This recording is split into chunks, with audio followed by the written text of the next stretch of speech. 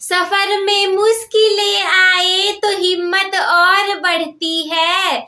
सफर में मुश्किलें आए तो हिम्मत और बढ़ती है। अगर कोई रास्ता रोके तो जुर्रत और बढ़ती है। अगर बिकने पे आ जाओ तो घट जाती है कीमत अक्सर। अगर बिकने पे आ जाओ तो घट जाती है कीमत अक्सर। और अगर ना बिकने पे आ जाओ तो कीमत और बढ़ जाती है। हेलो मेरे प्यारे स्टूडेंट, स्वागत है आप सभी का आपके favourite YouTube channel smart student with Shraddha में। मैं आप सभी का स्वागत करती हूँ। तो बहुत बड़ा डाउट जो सारे स्टूडेंट के अंदर रहता है कि दीदी हम अपने कौन से आंसर को कितने पेज में लिखें, बस इसी के ऊपर आज की हमारी प्यारी सी वीडियो रहने वाली है। सब कुछ सारे लोग बता देंगे, केवल यही कोई नहीं बताता कि हमें कौन से आंसर को कितना पढ़ा, कितने पेज में या फिर कितने लाइन में लिखना है। कई सारे बच्चों ने तो ऐसी परेशानियों का सामना किया भी होगा कि अगर कोई आंसर 5 नंबर का है, आपने लिख दिया और आप सोच रहे हो कि हमें 5 अंक पूरे मिल जाएंगे, लेकिन टीचर ने उसमें 4 नंबर ही दिए, 3 नंबर ही दिए, तो आप सोचने लगोगे कि यार ऐसा क्या हो गया, आखिर हम कितना लिखे इसके लिए कि हमें पूरे के पूरे 5 अंक मिल जाए। तो चिंता किस बात की, आपकी दीदी है ना आपके साथ। चलिए बताते हैं आज के इस वीडियो में। सबसे पहले मैं बात करूँ तो सबसे पहले हमारा जो पेपर स्टार्ट होता है एमसीक्यू से स्टार्ट होता है। अब एमसीक्यू के लिए क्या ही लिखना, एमसीक्यू को तो आप बिल्कुल आराम से क्या करोगे, ओएमआर सीट पर हल कर लोगे। उसके बाद बारी आती है हमारे वेरी शॉर्ट टाइप आंसर की, जो आपके क्वेश्चन वेरी शॉर्ट टाइप वाले होते हैं, जो कि हमारे 1 मार्क को कैरी करते हैं। जो 1 मार्क्स के होते हैं, 1 अंकों के होते हैं, चाहे वो इंग्लिश का हो, हिंदी का हो, कोई सा भी सब्जेक्ट का हो, वेरी शॉर्ट, जिसे हम हिंदी में अति लघुत्तरीय के नाम से आपके हिंदी के पेपर में रहेगा, और वो 1 अंक के लिए, 1 नंबर के लिए रहेगा। तो उसके लिए आपको कितना, 2 से 3 लाइन को लिखना है। आप लोग उसे चाहो तो 1 से 1.5 लाइन में भी, 1.5 से 2 लाइन में भी खत्म कर सकते हो। लेकिन अगर टॉपर बनना है, सोच रहे हो कि हमारे एक भी नंबर ना कटे और हम टॉपर बन जाए, तो इसके लिए ट्राई करो कि 2 से 3 अंक के लिए उसमें लिखो, 2 से 3 लाइन लिखो, 2 से 3 लाइन लिखो, ताकि आप लोग को 1 नंबर कहीं भी ना जाए, 1 नंबर आप लोग के तुरंत मिल जाए। वेरी शॉर्ट के बाद अगला वाला हमारा आता है, ये सबसे छोटे भाई साहब हैं, ये इनसे बड़े हैं, ये इनसे बड़े हैं, ये उनसे भी बड़े हैं। तो सबसे छोटे भाई साहब की कहानी हमारी खत्म हो चुकी। अब हम बढ़ेंगे इनसे बड़े वाले भाई साहब की तरफ, जो कि हमारे सेकंड वाले हैं। सेकेंड वाला हमारा आता है short answer type questions. Short जो कि आप लोग के हिंदी में लघु उत्तरीय प्रश्न नाम करके दे देगा।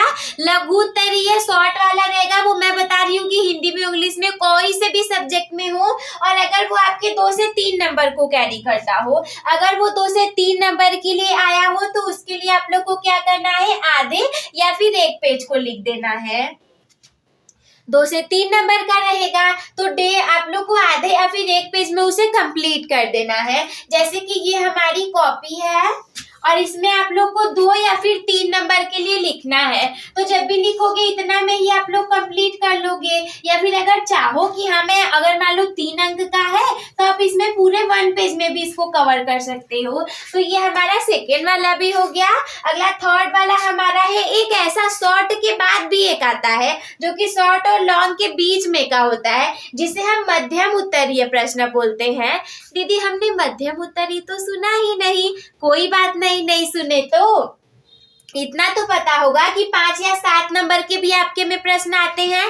5 नंबर के, 6 नंबर के, 7 नंबर के जरूर आते ही होंगे। मान लो एक आते हैं प्रश्न यार, 5-7 नंबर के आते हैं, आपने देखा भी होगा। तो उसके लिए क्या करो कि 2 से 3 पेज में उसको कंप्लीट करो। जो आपके 5 से 7 नंबर के रहेंगे उसे आपको 2 से 3 पेज में कंप्लीट करना रहेगा। एक बार सारी चीजों को लिख करके भी देख लेना कि हो रहा है कि नहीं हो रहा है। इसके बाद चौथे वाले पॉइंट की तरफ बढ़े, तो वो हमारा है लॉन्ग वाले राइटिंग को करना। लॉन्ग वाले आंसर को लिखना जो कि हिंदी में आपके लिए दीर्घ उत्तरीय प्रश्न करके देगा। हिंदी में आपको दीर्घ उत्तरीय प्रश्न करके देगा, बाकी इंग्लिश और कोई सब्जेक्ट होगा तो लॉन्ग आंसर टाइप क्वेश्चन रहेगा जो कि 10 से 15 नंबर को कैरी करे। अगर वो 10 से 15 नंबर के लिए आया है तो उसके लिए आपको 4 से 6 पेज में उसको कंप्लीट करना रहेगा। 4 से 6 पेज में कंप्लीट करोगे तभी भाई आप लोग को 10 से 15 अंक मिलेंगे। 9 अंक से ले सकते हो, जैसे कि निबंध हमारा हिंदी में आता है 9 अंक से स्टार्टिंग ले लो। 9 अंक, 10 अंक, 11 अंक, 12 अंक, 13, 14, 15, इतने में से जितना भी आएंगे आप लोगों को वो हमारे दीर्घ उत्तरी में रहेंगे लॉन्ग वाले। उसको आपको 4 से 6 पेज में कंप्लीट कर लेना है।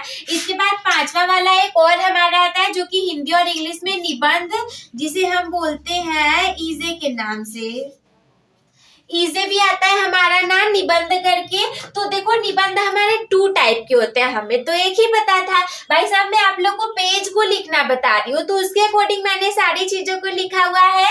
तो जैसे निबंध जो है हमारा, एक तो जब वो आपके 10 से 15 नंबर के लिए पूछा जाए, 10 से 15 अंक का भी आता है, 9 अंकों का भी आता है, एक नंबर आगे पीछे ले सकते हो।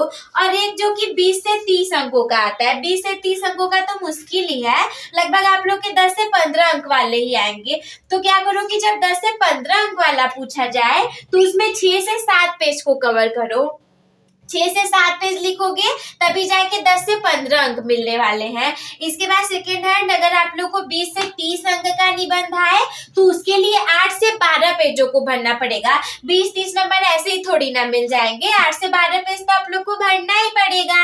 ये सारी चीजें तो हो गई, स्क्रीनशॉट इसका ले लो। इसके बाद मुझे आप लोग को थोड़ी सी जानकारी और भी देनी है, इसका स्क्रीनशॉट फटाफट से ले लीजिए तो आप लोग। तो आई होप कि आप लोग ने इसका स्क्रीनशॉट ले लिया होगा।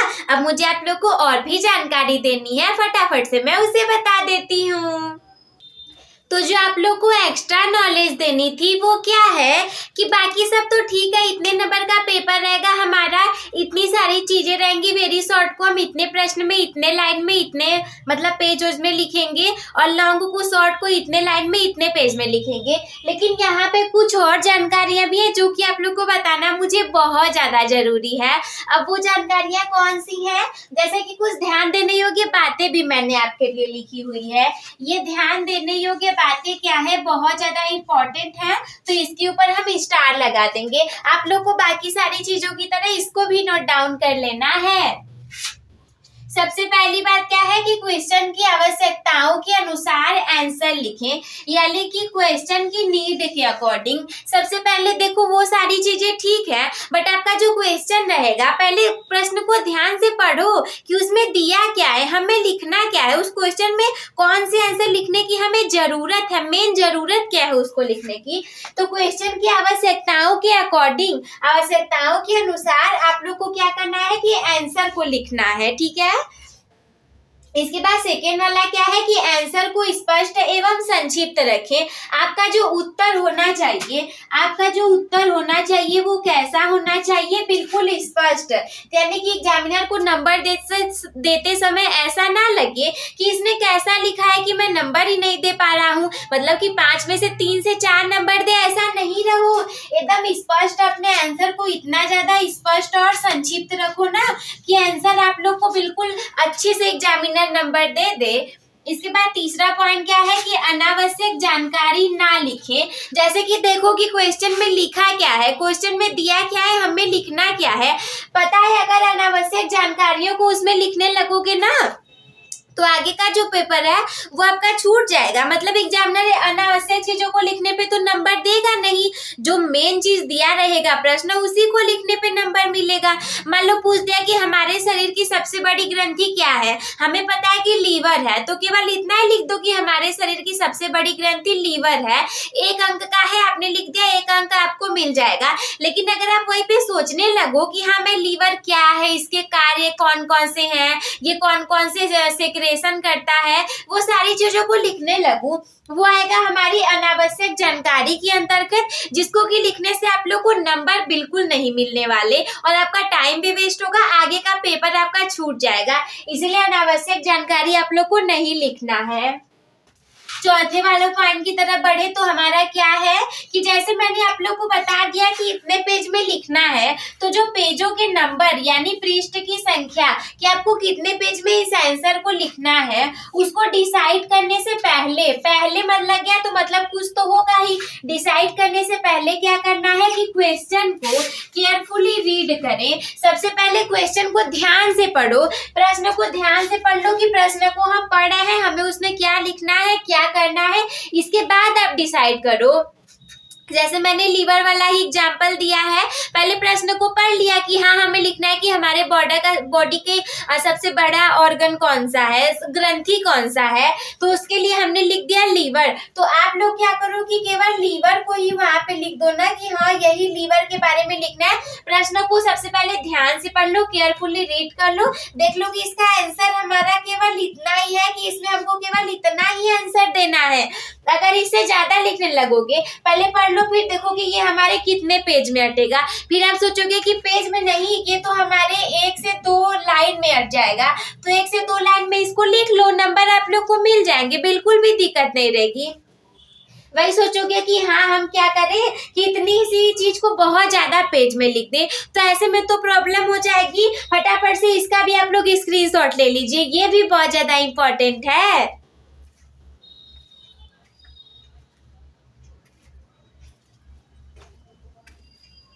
तो आई होप कि आप लोग ने इसका स्क्रीनशॉट ले लिया होगा और ये मेरी प्यारी सी और बहुत ज़्यादा कामगार यानी कि हेल्पफुल वीडियो आप लोग के लिए बहुत ज़्यादा अच्छी रही होगी। तो अपने टॉपर बनने की जर्नी एक टॉपर के साथ शुरू करने के लिए चैनल को सब्सक्राइब करना ना भूलें। आज के इस वीडियो को लाइक कर दीजिएगा ताकि ये ज़्यादा से ज़्यादा लोगों तक फैल सके और अपने दोस्तों के साथ भी शेयर कर दीजिएगा। अगर कोई भी डाउट आपके मन में हो तो हमसे कमेंट बॉक्स में पूछना ना भूलें। वीडियो देखने के लिए धन्यवाद, लव यू ऑल। और मैं आप लोग का बहुत ज्यादा समय नहीं लूंगी क्योंकि आप लोग के पास समय की बहुत ज्यादा कमी है, क्योंकि बोर्ड एग्जाम बिल्कुल हमारे सर पर आ चुका है। वीडियो को स्किप करो, बंद कर दो, खत्म हो चुकी है हमारी, फटाफट से जाओ अपने पढ़ाई में लग जाओ। Take care, bye bye, love you all.